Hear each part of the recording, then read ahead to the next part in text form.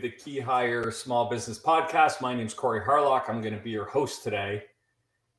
How does pricing affect your business levels? How, if you get it wrong, not does it affect business, but how much can it affect business? How much can it affect the growth of your business? That's what we're going to talk about today.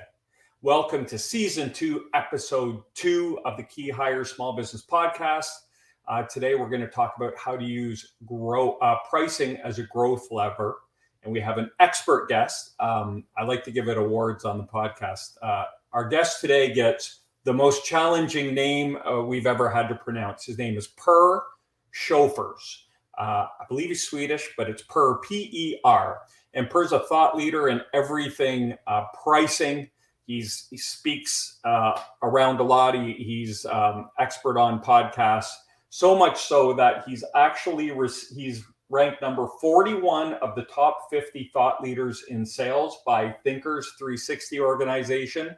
If that's not enough, he's also been ranked a top thought leader that makes a difference in 2023 by Inc. magazine. Now, if that's not credible, I don't know what is. So today we're going to talk about pricing because I know small business owners out there were always wondering, am I maximizing my pricing? Am I winning on price? Do I want to win on price? All of those good things. So let's get to it. Let's bring Per in. Hey, Per, how you doing? I'm good. Thank you very much. And what a great introduction. Hey, thank you. I like to give out these silly accolades, and you get the most challenging name for sure. I'm sure you've heard it before, though. I know that's when somebody came up with this moniker, the Price Whisperer, I said, "Oh, that's great! Now I can have something that people can actually pronounce and can spell to and can Google and get it right and all that good stuff." So. And the one thing I did forget to talk about is you do have a book, and we're going to promote that at the end. But if everyone out there listening wants to learn more, they'll be able to kind of get buy your wisdom in paperback or hardcover form. Yep. Or Kindle. There you go. Perfect. Yep. So, Per, let's jump into it. When we talk about pricing and we talk about using it as a growth lever, give us kind of the overarching meaning behind that. What is it? How do we use pricing as a growth lever?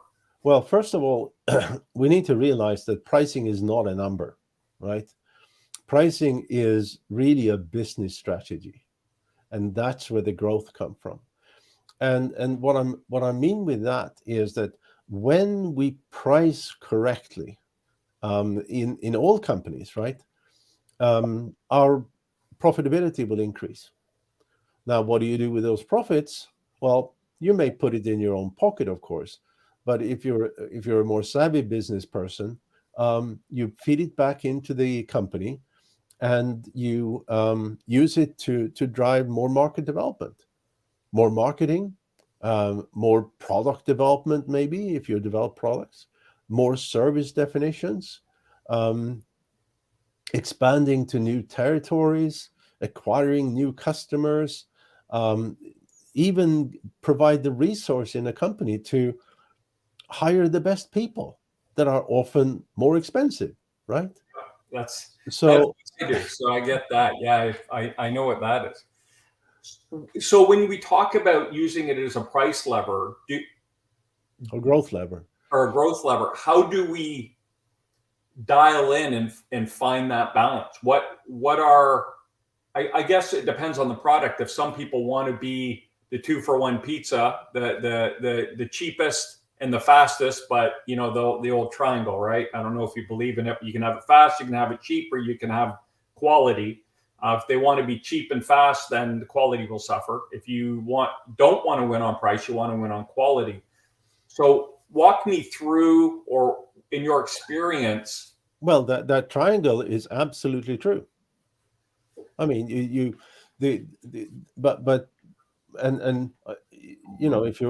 if you ask CEOs about it, they will say, yeah, that's absolutely true.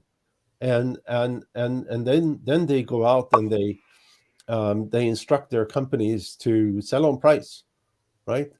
And and then they get surprised, when, oh, we can't deliver quality. Well, what do you? I mean, even in my and then you start. Many companies start to be so cognizant of because they want to sell on low price. They think that low price is the only answer, which of course is not. Which is, I mean, think about this: the most valuable company in the world. Do they sell low price? Yeah, I guess if you looked at the top three most valuable companies in the world, none of them are selling on price, really, are they? No, exactly. They're selling on brand value, unique customer experience, consistency, and high price, right? And then you have, the vast majority of companies saying that low price is the only thing. And what they forget is that, and I'll just step back a second. There's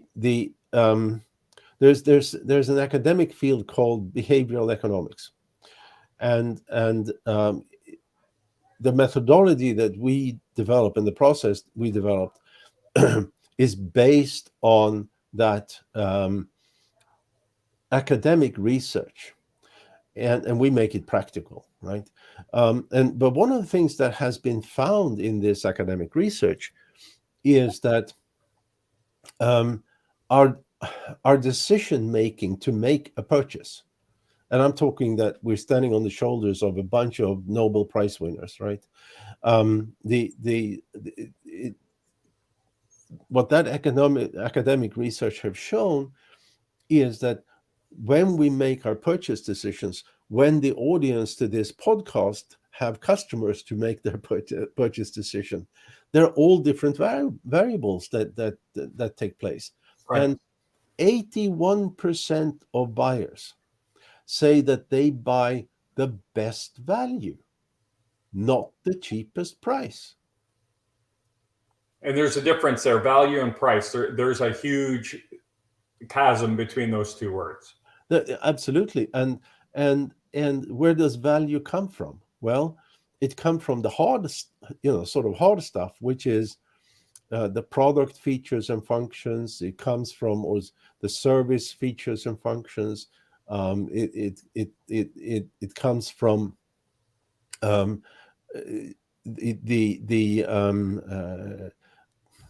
how the brand value or whatever or what the seller has, the way that the company goes to market, their selling strategy, and so forth. But it also comes from a whole slew of soft stuff, right? So things like how is maybe prior experience with the company and its competitors. It comes from what advertising did you see last, right? That influence how we make decisions. A recency bias. Yeah, and a whole slew of other things, so there's always a balance, right? And I mean, there's nothing wrong to have a pricing strategy based on low price, but it's not the same. And this is where I see so many times where you have these companies. Go back to that triangle again. They say we want to be the quality high price leader, and then they go out and charge very low prices. Right? Or the salespeople do it so they can hit a quota and get their. That's right. And then they can't deliver quality. Correct. Yeah. I mean, I'm sure that many of us remember when J.C. Penney, right? J.C. Penney bought over the retail Agneta, du bild. The retail chief of Apple, right? And what he did was that he applied the same strategies at J.C. Penney as he did at Apple, right? So here we have J.C. Penney, price-sensitive customers, thrive on promotions, commodity products, and so forth. And then you have Apple, which is expensive products, unique customer experience, never discounting, and so forth. And then he applied all that onto JCPenney, right? He was there for about a year and a half, a little bit more, and he almost killed the company. Right. Because suddenly, when you apply Apple's pricing strategy and go-to-market strategy to the JCPenney crowd of customers, it just doesn't work. Right. So during that year and a half and a bit, they lost half their revenue roughly, and well, so then they, the board fired him, and they started a slow climb back to, but they never got into profitability, and obviously they filed for bankruptcy 2 years ago. Right. So we're talking to small business owners, $5 to $25 million, and in my experience, pricing is always something we're talking about. Yes. What are the mistakes that a business owner, the common mistakes a business owner might make when they're setting up their pricing, they're putting their go-to-market strategy, or even alternately, they want to change their pricing strategy, but as you said, they've kind of established a cadence with their clients, and now we want to take a little more price or change our pricing. What are the mistakes that a business owner might make when they look to do something like that? Most, I speak to a lot of CEOs, and when that particular question comes up, it's always, I look at my competitor and want to price the same, right? And there's a couple of really, really big issues with this. First off, if your competitor has pricing online, yeah, you can see what they're pricing, right?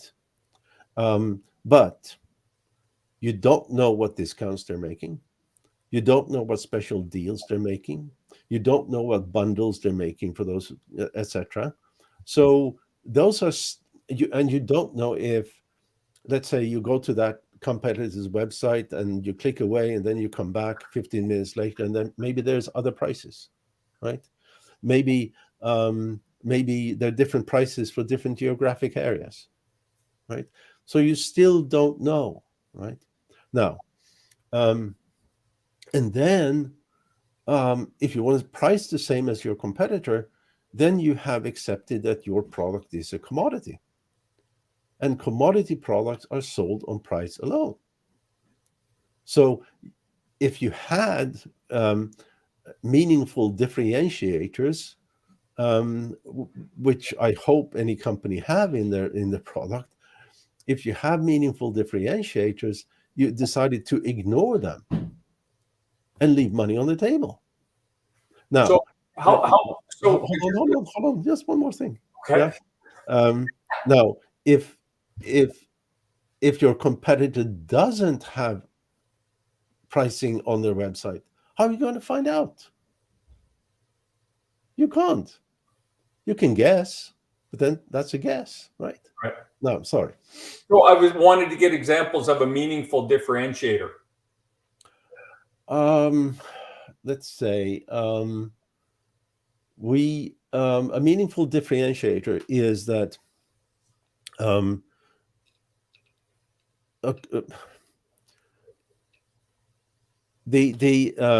give you two examples, right?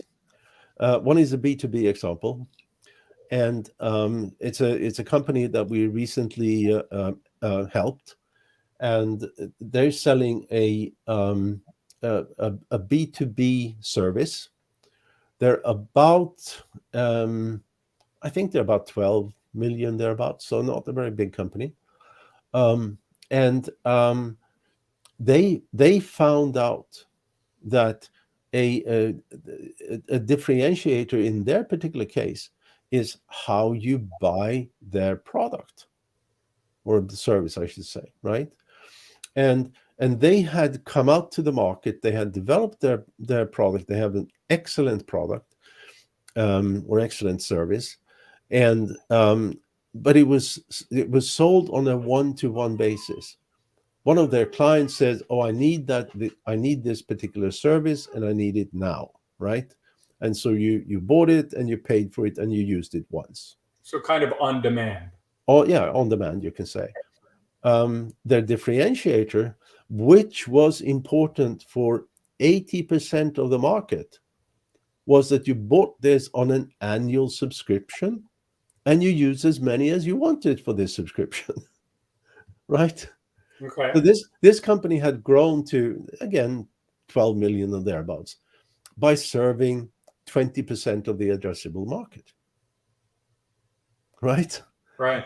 And in particularly, those who wanted to buy this piecemeal on demand were small companies without any budgets. Those who wanted to buy this as a subscription are large companies with very large budgets. Sure. So just how you go to market makes a difference, right? Okay. And I'll give you another example. This one, right?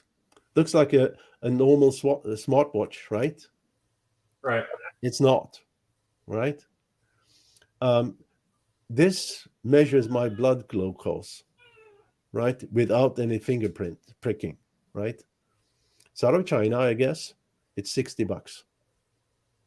How much money is this company leaving on the market? Because they have an absolutely unique product. It works perfectly. And they are so interested in selling at low price that they leave oodles of money on the table, right? I'm a diabetic too, right? Type 2. And millions of people like me prick their fingers all the time. No finger pricking. And for $62, right? This is crazy. They ignore their differentiators. And so would a differentiator for them be that marketing message where we're not selling you a watch, we're selling you a new life, renewed? Yeah, we a new life. We forget all about these strips you have to buy all the time. Forget the pain of the of having to prick your finger all the time. Just put that watch on and click the button and Right. How much is it worth to someone? How much is that worth to someone? Right. And I can tell you that for many diabetics, I would sell this at $500. Right. Yeah. Obviously they're probably making money on it at 60, not very much. Right. But it's also so when I saw an ad for this and I bought it, and my first thinking was, this is so cheap. How can it possibly work? Right. Interesting. Yeah. And then I thought, well, it's only $60, so if it doesn't work, it's not the end of the day. And then I bought it, and I found that it actually works. Works perfectly, yeah. And it works perfectly, but it's a unique differentiator. Right. Nobody's doing this, and they did that mistake that, yes, we have a differentiator. Let's ignore it and price as low as we can. Yeah. Instead of saying, all right, let's make some real money here. Let's put oodles of dollars into market development, develop a second, a third generation that is even better, yada, yada, yada, yada. So I'm a manufacturer. I'm a wholesaler, distribution. I'm working in a heavy industry, and I gotta have a good product.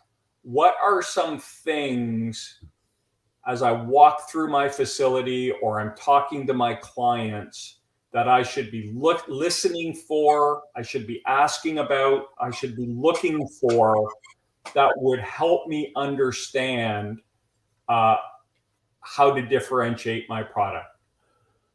Well, there is a potential product process you can use, right? Okay. And that process is that for any company, you go out and you find at least 25 prospects, potential prospects, I should say. Right. Those are not your current prospects. They are not your current customers. They are certainly not friends and family. These are completely new people that could potentially be customers eventually, right? And again, you'll find at least 25 of those, and in the then you ask them two questions, right? The first is really is, now, Mr. Prospect, when you understand how different we are, understand our differentiators, what is a price that is so low you don't really think that what we offer you is going to be good enough? A price that is so low you decide not to buy it because you just don't think it's going to be good enough, right? That we overpromise and will underdeliver. Okay. And then you follow up with, and then let's look at the flip side. Let's look at what is the price for this product or service that no matter how good it is, no matter how beneficial it is, that we under promise and going to massively over deliver. What is a price that is still so high you wouldn't buy it? Okay. And then you take the average of these two questions, and suddenly you have the range of prices where you should be. Now, it's very important that the people that you then understand is that they understand these differentiators. And they have to understand the product and the market a little bit too. They have to be buying Yes. products or Yeah, similar services. Exactly. They have to be qualified. Right. Right. And how do you find 25 of those? Well, if you can't find 25 of those, you have probably bigger problems, right? No prospects. Yeah. So and then you can compare this range of prices, if you like, with what you think the market is paying for comparable products, right? So, how does that work against, selling on net margin or gross margin or something like that, right? Understanding here's how much it takes us to produce our product, and here's how much we want to make on our products. When you do it that way, it's kind of a back to front mathematical equation, right? It costs us X to build. We want to make X plus when we sell it. Therefore, this is our selling price. Yeah, that's a proven method of leaving money on the table. It is. Right? Yeah, and because the cost of a product or a service have nothing to do with the value you deliver, right? Okay. And the and there's a funny thing as well when you think about it. The companies do and should always concern their with their cost, of course, because you don't want to sell below the cost, right? But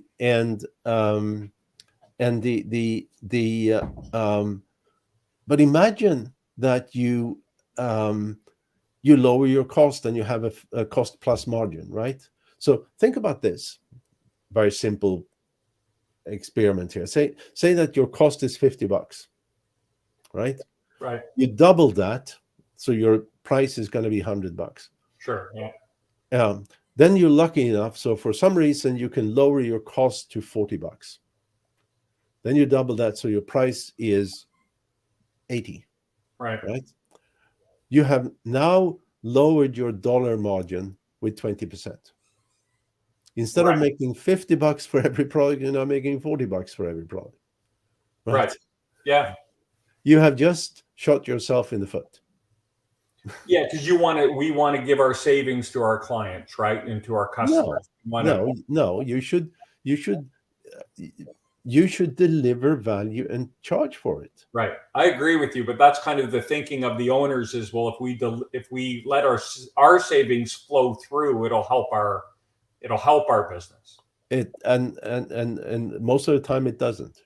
Now, then you also have to think, and we talked about this as a example of manufacturing companies and so forth, and that is that the cost of making a product is kind of almost the same or very similar in the industry, whatever that industry is.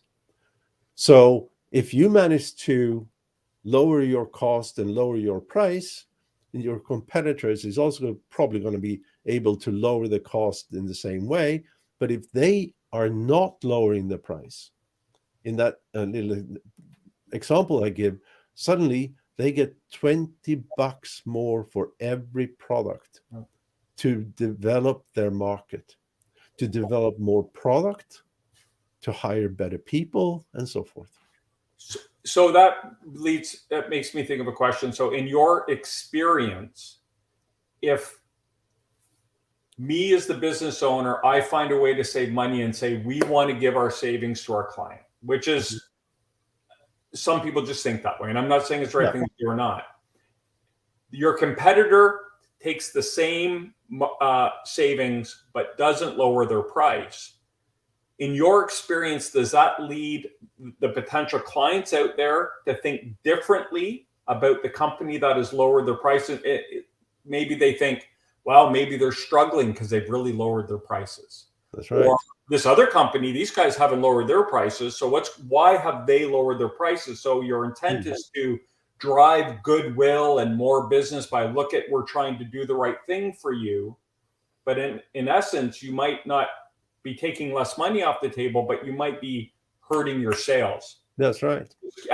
Is that something you've seen or experienced? Well, it's hard to say because I'm not really a buyer of industrial products. Well, with the company we've worked with, but what we have seen through all these client engagements that we've done is that there is a definite understanding among buyers that price and quality and benefit is related, right? Okay. And this is actually something that was discovered in the very early 1900s. So this is not old. This is not new stuff, right? And there was a guy called Torsten Veblen who did some. He was one of the leading intellectuals at the time, and he did some research into the selling of office supplies. So it's B2B, right? And it's commodity. It's a pencil's a pencil. Yeah, correct. And he found that those who went out to the market with too low prices didn't get as much business as those who went to market with higher prices. And those with higher prices could also support their clients better. They had guarantees that actually worked and so forth, right? That's it. That's interesting. And you made me think when you especially we talk about our small business owners and they usually deal in smaller markets, more niche markets. And if you start playing with your pricing without a strategy, people talk in the industry, right? Well, why have their prices gone up? What are they doing differently? Why did they drop their prices? So understanding, and oftentimes they've raised their prices because they've realized their sales team, as I referred to earlier, might be trying to win on price and not paying attention to the margins, the profitability of the company. And so they're paying bonuses to salespeople that are selling products at low margin or a loss, right, to hit numbers. Yeah. And it's curious to know there's got to be, you can't just go out one day and say, by the way, our prices, we're not discounting anymore and everyone pays full price, because you think that unless you have the right strategy or way to explain it, or you can explain why you're doing that and what's different about your product, that could be a detrimental thing to do for your business as well. This is what you're touching on is something that is very important, because when you look at how sales training is typically organized, It is all about taking somebody through the funnel, right? Right. Yeah. It is not about how do you deliver the value proposition. It is not how do you defend prices, right? And I mean, we also talked about mistakes, and I speak to sometimes I speak to CEOs who say things like, "Oh, we'll send out our salespeople, and they get the best price they can." But salespeople, they discount as crazy because they think that's the easiest way to get the business. Correct. And there are companies out there that that don't discount. I mean, Correct. they don't, Yeah. right? Here's our product or service. It have all these benefits and differentiators, and this is the price. That's it. I have a Why? I have a Dyson in the closet. You never get a Dyson on sale. No, exactly.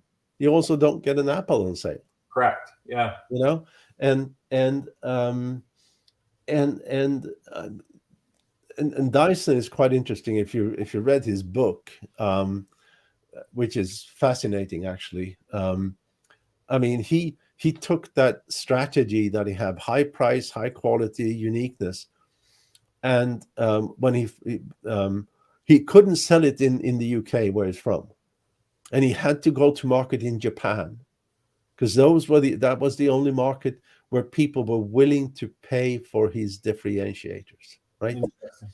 And so he was successful in Japan, and then 5 years later or whatever, when he had a lot of money, right, he went back into his home market, the UK, and through lots of advertising, in only 3 years he became the highest selling vacuum cleaner in the UK. Why? Because he had a high priced market in Japan that gave him the resource to develop his home market. Right.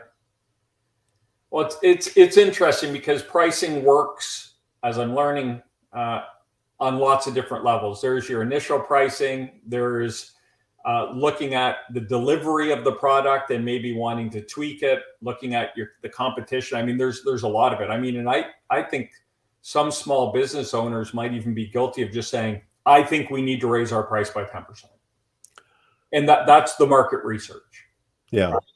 And so it's a huge topic to cover in a 30-minute conversation. But Yes. if I'm a small business owner out there and I'm thinking, man, I got to do better at pricing, and other than calling you or grabbing your book, what are the first 1 or 2 steps that you would recommend a business owner take to kind of assess their current pricing strategy and start using it as a growth lever versus a way to get sales?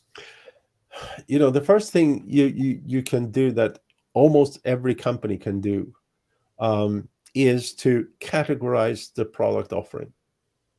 Almost every company has some products or services that are unique, and some products or services that are commodity, and some products or services that are somewhere in between, right? So once you have categorized those, right, call them A, B, and C, or 1, 2, and 3, or green, yellow, and blue, whatever, it doesn't matter. Those products or services that are unique, increase the prices, stop all discounting. Why? Because they are unique. Right. Because they deliver a unique value to your customer, and you should not discount that value, right? For those products or services that are complete commodities, it's all about how can we.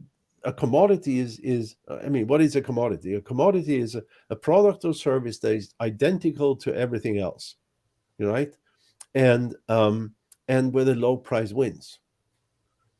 Think about how much money do the gas companies spend in in advertising trying to convince you that their supplement is better than the next guy's supplement, Right. right? That's because they want to charge you 10 cents more per gallon, right? So because it's a commodity, right? And so commodity products work on cost because low price is going to win, right? And then those products or services that are in the middle, sort of in between, can you make them unique? So they fit into that unique category where you don't discount, you increase prices, and you just drive profits to your company. All right. This is something that almost every business owner can do. Right? Yeah. And what I'm also understanding is that's step one. But then once you understand you're going to stop discounting, there needs to be some training or information or way to frame this to be able to go back to your clients and say, hey, right? Yeah. This is interesting. I have a lot of things, a lot of documents. One of my sort of best sellers, if you like, is a guide I wrote about how to increase prices. Okay. And it's really all about communication. Well, it's about two things. First, you want to know price elasticity in the market, and you want to know where something called price walls are and stuff like that. But once that is done, so to speak, it's all about communication. And it is about communicating to the customer community that you are now raising prices because you're adding value, right? Not and because then my boss said I have to. yeah, exactly. And not we are raising prices because we can. That's not a good message. No. But then there's also need to be communication internally. Especially salespeople, they get grind down. Yeah. They hear day in and day out that you're too expensive, your competition is better and cheaper and everything, And so they need to be trained to understand the customer value that they deliver to their clients, and they need to be trained on how do you defend that price increase. And when all this works as it should, then the price increase becomes a way of reminding the customers of the unique value you bring. That's smart. Like that. I think that's a great spot to end it. Okay. Message, because I know a lot of small business owners are like, that's it. We'll just raise our prices. Go out there, guys, and here, sales team. But with this being able to communicate the value of the product, I think is key. Yep. I could talk to you for all day, but I know you're busy and you have stuff to do. So now here's where we put Matt to the test. Per, show us your book. Tell us where we can buy it. Sure. And tell us if anyone out there listening wants to get in touch with you, how they can do that. The best, because I got this weird name, the best way is to just Google The Price Whisper. You're going to get maybe about 1 million hits. Okay. There's a lot of articles I've written. I write on Forbes regularly. And I got an active LinkedIn page and so forth. So that's really the best way of finding me. And I always love to talk to CEOs, even